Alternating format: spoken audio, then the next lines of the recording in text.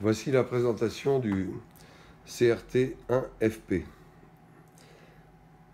Il est de la même origine que le CRT-2FP, qui avait plutôt bonne réputation. Il s'agit d'un appareil VHF-UHF, émetteur-récepteur, de la marque CRT.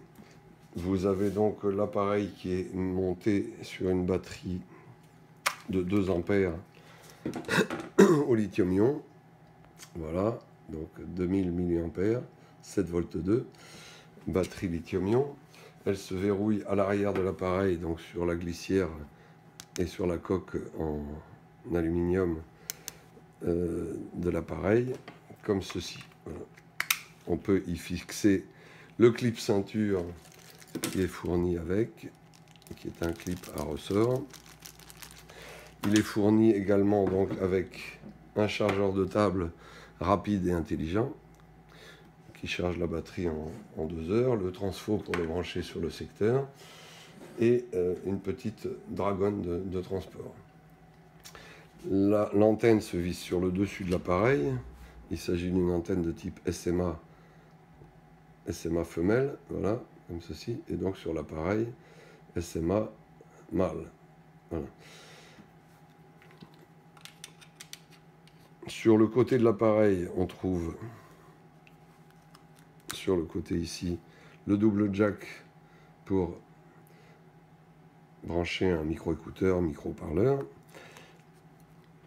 L'appareil se met en route et sur l'autre côté, on trouve évidemment la pédale d'émission et des touches fonctions sur le côté. L'appareil se met en route sur le dessus avec le bouton rotatif ici. Voilà, il a une synthèse vocale qui vous annonce les principales fonctions en cours.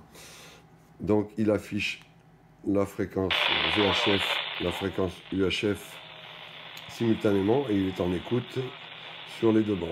Comme vous avez vu, quand il y a un signal de réception, eh bien, le témoin vert s'allume et l'écran s'allume en vert également. Quand vous passez en émission, l'écran passe au rouge, tout ça est paramétrable.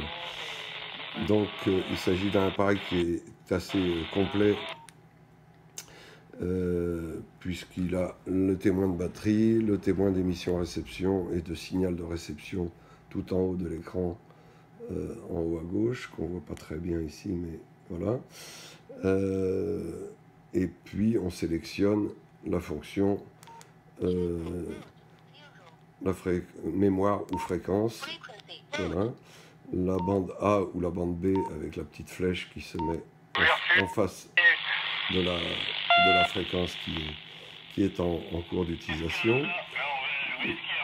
Ensuite, vous avez également la possibilité de passer d'une bande à l'autre, de passer sur VHF ou UHF, et vous avez toutes les fonctions avec les raccourcis éventuellement sur le clavier. Vous pouvez tabuler la fréquence également à la main.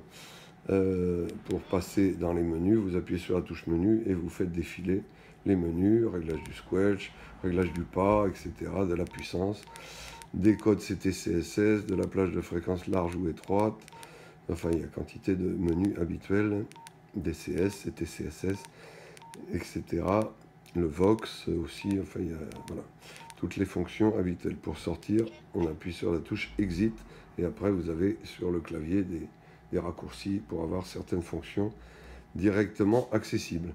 Alors il s'agit d'un poste plutôt dans l'entrée de la gamme qui pourrait ressembler à un appareil bien connu extrêmement bas de gamme, mais l'origine n'est absolument pas la même. La fabrication n'a absolument rien à voir et donc il s'agit vraiment d'un appareil de rapport qualité-prix vraiment extrêmement intéressant, livré avec une notice en français, garantie de 2 ans en France.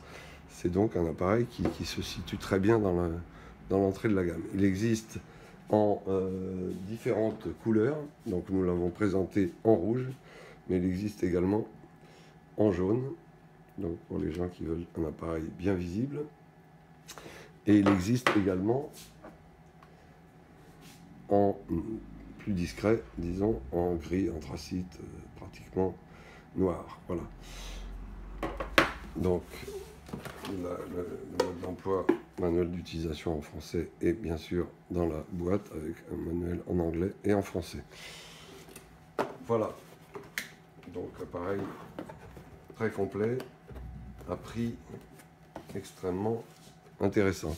Vous le retrouverez évidemment sur notre site www.gotechnique.com.